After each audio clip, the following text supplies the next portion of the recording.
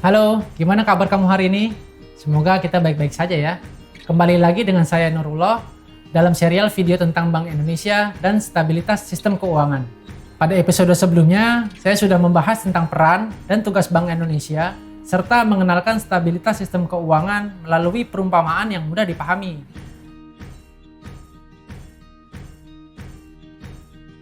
Sebagian orang masih menganggap bahwa bank adalah satu-satunya elemen di sistem keuangan, padahal bukan. Selain bank, ada institusi keuangan non-bank atau yang disingkat IKNB, seperti perusahaan pembiayaan dan asuransi. Ada infrastruktur keuangan, yaitu prasarana yang mendukung agar aktivitas ekonomi masyarakat lancar, seperti sistem pembayaran dan juga ketentuan sebagai dasar hukumnya.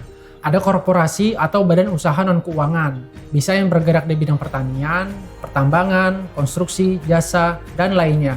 Ada juga rumah tangga atau household seperti kita-kita ini sebagai unit ekonomi. Dan yang terakhir adalah pasar keuangan, yaitu mekanisme atau tempat terlaksananya transaksi produk-produk keuangan. Lalu, apakah kebijakan makroprudensial Bank Indonesia mengatur semua elemen tersebut? Bank Indonesia adalah otoritas makroprudensial yang mengatur dan mengawasi sistem keuangan secara keseluruhan.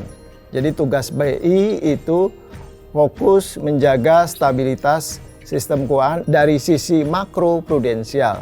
Sementara OJK mengawasi sistem keuangan dari sisi mikroprudensial. Ibaratnya Bank Indonesia mengawasi hutannya, sementara OJK mengawasi kesehatan pohon di dalam hutan tersebut. Nah, pertanyaannya kenapa BI harus memperhatikan lembaga selain bank?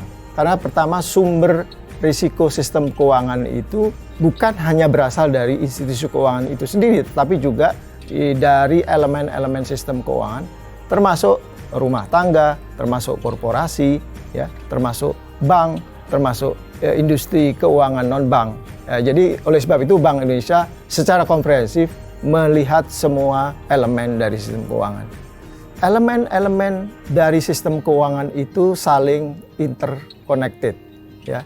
Sehingga masalah yang muncul di sebuah institusi, di sebuah sektor keuangan itu akan berdampak kepada sektor keuangan yang lain.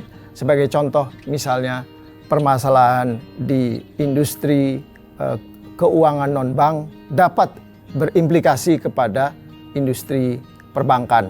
Nah, potensi dampak yang ditimbulkan oleh risiko di sistem keuangan itu sendiri bukan hanya pada sektor keuangan per se, tetapi juga pada stabilitas makroekonomi dari sebuah perekonomian. Seperti sistem keuangan yang tidak hanya terdiri dari bank, maka tentunya produk keuangan pun terdiri dari beberapa jenis, termasuk diantaranya perusahaan pembiayaan, pasar modal, koperasi simpan pinjam, perusahaan asuransi, dana pensiun, fintech, dan industri jasa keuangan lainnya. Nah, sekarang kita bahas satu persatu nih. Yang pertama adalah bank. Bank merupakan lembaga intermediasi keuangan yang umumnya didirikan dengan kewenangan untuk menerima simpanan uang, meminjamkan uang, dan menerbitkan promise atau yang dikenal sebagai banknote. Bank juga punya banyak produk dan fitur, seperti tabungan rupiah maupun falas, berbagai skema kredit dan pembiayaan, uang elektronik, fitur internet maupun mobile banking, dan lainnya. Yang kedua adalah perusahaan pembiayaan, yang merupakan badan usaha di luar bank dan lembaga keuangan bukan bank yang khusus didirikan untuk melakukan kegiatan usaha, seperti sewa guna usaha, piutang, usaha kartu kredit atau pembiayaan konsumen seperti kredit mobil dan lain-lain. Perusahaan pembiayaan biasanya menyediakan fasilitas pinjaman untuk pembelian rumah, kendaraan bermotor, bahkan sampai laptop. Yang ketiga adalah pasar modal, tempat jual beli surat berharga dengan instrumen utama meliputi saham dan obligasi. Keunggulan pasar modal antara lain menyediakan sumber pembiayaan jangka panjang untuk dunia usaha. Sementara bagi investor, pasar modal merupakan media penyaluran sumber dana secara maksimal. Yang keempat adalah koperasi simpan pinjam. Berdasarkan Undang-Undang Nomor 17 Tahun 2012, koperasi simpan pinjam merupakan koperasi yang menjalankan usaha simpan pinjam sebagai satu-satunya usaha. Kalau kita menjadi anggota koperasi, kita bisa nih menempatkan dana kita di sini ataupun meminjam uang. Kelima, perusahaan asuransi. merupakan lembaga yang melindungi nasabah yang tergabung dari beragam resiko tergantung jenis asuransinya. Jika kamu punya asuransi kesehatan, maka perusahaan asuransi bakal membayarkan biaya-biaya pengobatan kamu selama di rumah sakit. Tentunya sesuai dengan kesepakatan yang sudah dibuat sebelumnya.